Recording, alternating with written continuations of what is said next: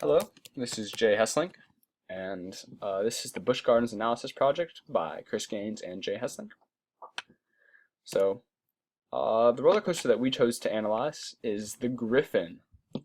And so, I'm just going to point out a couple key aspects of this graph. So, from 60 to 80 seconds, you see how it's more or less constant, and that is because that is, your, I'm trying to think. That is you climbing the hill. And you'll notice why it's not at 0. You would say, oh, why isn't it at 0? Acceleration's constant. That is because the phone only measures force, not acceleration. And so that is negative 9.8 meters per second squared in the different directions. And so another thing I'm going to point out is my first box, the vertical one, that is, you can notice how it gets to 0 for about, or it gets constant for about 5 seconds, and then there's lots of disturbances in the acceleration. So that is because that is when it stops at the top of the loop, or the top of the hill, sorry, right before it goes down. And so I'll go back. So right before this picture was taken, a couple seconds earlier, it stopped at the top of that hill and faced downwards. And so that's one of the reasons that we chose the Griffin, because it's a good reference point, I might say. So we know that initial velocity is 0, so that makes calculations easier, and it also makes it easier to find on the graph. So that is the tallest hill right there. And then the fastest speed is at the bottom of the hill. And yeah. So the fast speed's at the bottom of that first hill. And it's about a little before 120 seconds. Maybe a lot more than before 120 seconds. In between 110 and 120 seconds. Then the greatest acceleration. The greatest linear acceleration would be at the when the angle is 90 degrees, right there. So I'll see it on my picture. That greatest acceleration's angle is 90 degrees. But that is just linear acceleration. The greatest overall acceleration, that being linear plus angular acceleration, because that's what the phone also measures, is is at the top of when I put centripetal acceleration. That up there is the largest. So greatest acceleration is when the angle is 90 degrees and the greatest velocity is at the bottom of the hill, because you start out with all potential and you end with all kinetic energy, and kinetic equals velocity. And so at the bottom of the hill you have the greatest kinetic energy, therefore you have the greatest velocity. Theoretical velocity. Okay, so we found this by using energy. So we know one of the basic laws that we learned about physics this year is that energy is conserved. So we know that there's potential energy at the top of the Griffin, and there's all kinetic at the bottom of the Griffin. And so we use this knowledge to find the final velocity. We do this by knowing that the initial is 62 meters. That's the initial height. And so we have kinetic energy equals initial potential. That's mgh equals 1/2 mv squared. And what's nice about this is that mass cancels out.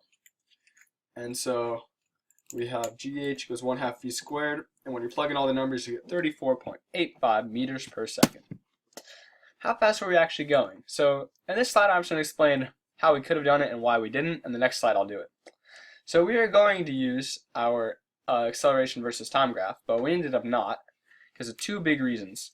First off, the acceleration that it picks up is it's not just linear acceleration, which would help us determine velocity. It's also angular acceleration, and that doesn't help us at all in terms of, like, I mean, it does help us, I guess. And I don't know, no offense to angular acceleration if you're an angular acceleration fan, but that doesn't really help us, and so it just creates absurd values of acceleration. And yeah, the other reason we didn't do it was because we couldn't use the acceleration graph. Because the phones, they can't measure acceleration. Like, phones are great machines, but they only measure not acceleration. Oh, they only measure force. And so there's always going to be, we can't use the derivative because there will always be negative 9.8 meters per second going downwards. And the axis of the phone is always shifting, so you can't account for that very well or easily. Okay. How fast are we actually going? Part 2. Okay, so you might be thinking, how did we find the velocity? The answer is this: we used the photo gate method. And so that's when you know how long an object is, and then you measure how long it takes that measured distance to go through a certain point. So you use this by using video analysis, And so one of the big things about the video is that this is very hard to do, or not very hard to do, but you just have to think about it, is the video cannot be moving. The camera has to stay in one place. And so we need to know two things. So we needed two things. We needed a good video that had the camera going, not moving. And then we also needed the length of the car of the Griffin. So we found this by doing the step technique. So we measured out, I'll go, so we did 5 meters was what we measured. And we did this by counting steps. And so that is when you know how long your steps are, and then you know how many steps you took to measure it out, and then you just do that math and you get the distance. So using this knowledge and the log pro analysis, we found the actual velocity to be about around 33.15 meters per second. The actual velocity, the official one, is 31.73. So we'll explain the differences right now. So explanation for differences. So on the left you see our three numbers. So I'm gonna compare them each to the actual. So the theoretical velocity is larger than the calculated in the actual. This is because in our calculations for the theoretical, we assumed that energy was conserved. So I'll go back to the slide so you see how it was just all the potential turns to all the kinetic. So in an ideal situation, that is what would happen. But you know what they say, Earth's not ideal. Actually, they don't say that, but yeah. So there's friction and air resistance that will slow down the car of the Griffin. And so, yeah, it's energy is going to be lost, therefore velocity is going to be lost, and that is why it is not. That's why the actual velocity isn't as large as it could be. And so the next one, the calculated velocity was off because there's a lot of uncertainty about our method. So first off, the video is kind of blurry when the car is traveling that fast, and so it's kind of hard to say, oh, it's passing this point at this time, because there's kind of a range. Second off, one of the biggest things you have to do is you have to measure the distance of the car. So our distance of 5 meters is only approximate. Like, no matter how carefully we take our steps, it's not going to be exactly how long we thought they were. So that's going to cause some uncertainty in our calculations. So our force explanations. Okay. So the smallest net force is at the top of the hill. So I'll go back to what I said about it being it stops at the top of the hill. So there is zero net force because you're at rest and you're not moving at all. But once you fall, there's a constant net force down. So that's gravity, and you have a constant acceleration. So that's what propels you downwards. And it's not the largest force you experience. The largest force you experience is the normal force at the bottom of the first hill. So normal force has to counteract gravity, and it has to make up the centripetal force, which is mv squared divided by r. The velocity is very large at the bottom of the hill, so the normal force will also be large. See, the velocity is 31.75, so that squared times mass divided by r is, that's a larger number. Loop analysis.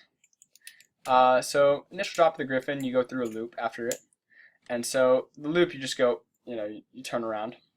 So there's the same forces present, gravity, normal force. They're applied in different directions depending on where you are.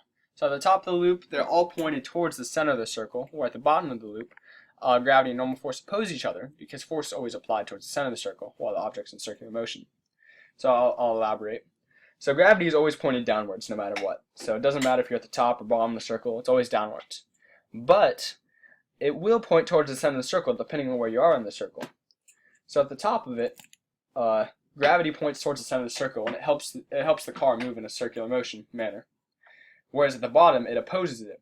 So normal force can be much larger at the bottom of the circle than it is at the top of the circle. Logic for safety bars and headrests. So they're necessary because of the first law of Newton, because of inertia. So I'm just going to quickly go over that. So that's when an object's in motion is going to continue moving in the same direction unless acted on by an external force. So let's say you're on a roller coaster and it sharply turns left. So your body's want to keep moving straight, and the only thing that's going to move you to the left is going to be one of the safety bars. And so that's pretty important, because if you didn't have that, you might keep going straight. And headrest does the same thing. So on Temtesto, you get lurched forward suddenly and you speed up, and so your head is not going to speed up unless there's a headrest to help push you along. So that helps prevent whiplash on the riders. So why is it fun? So here's why it's fun.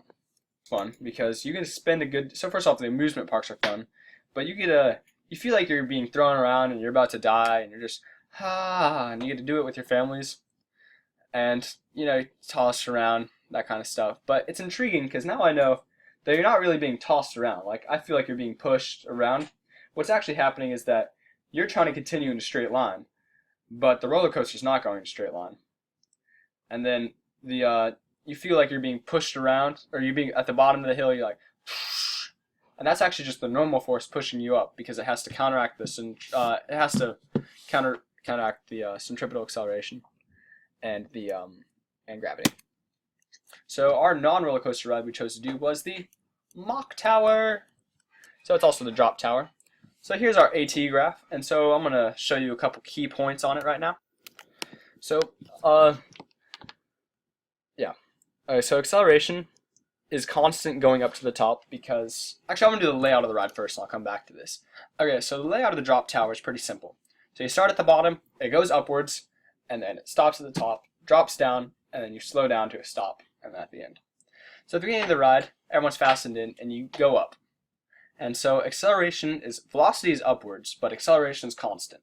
So you will see this on our graph because before our first circle, acceleration is 0, about, more or less. And that is because you're going at a constant velocity. And so then you have to slow down to 0 at the top, and so this little circle it shows you slowing down to 0. And then you go suddenly straight downwards. That's when you're released. And so this second circle is acceleration is negative and the tower is falling. And you go, and you fall downwards. Third part of the ride, you slow down to come to a stop. And that is when acceleration is positive because velocity is slowing down. It was negative. Even though velocity is negative, acceleration is positive because it's slowing down to a stop. Okay.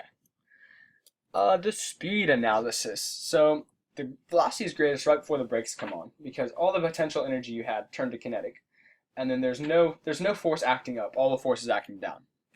Velocity is slowest when it's 0, so at the top and when it's off the ground. And the greatest acceleration. So I want to say same thing with the force. I'm gonna explain it in the greatest downward and greatest upward. So the downward force is constant once you're falling. It's just mass times gravity, the gravity acceleration, and so gravity doesn't change since the mass stays constant and gravity stays constant. But the greatest upward force is when it's slowing down to rest after the drop. Since the mass of the system doesn't change and acceleration also remains constant, the force acting on the object remains constant throughout the course of the falling part of the ride.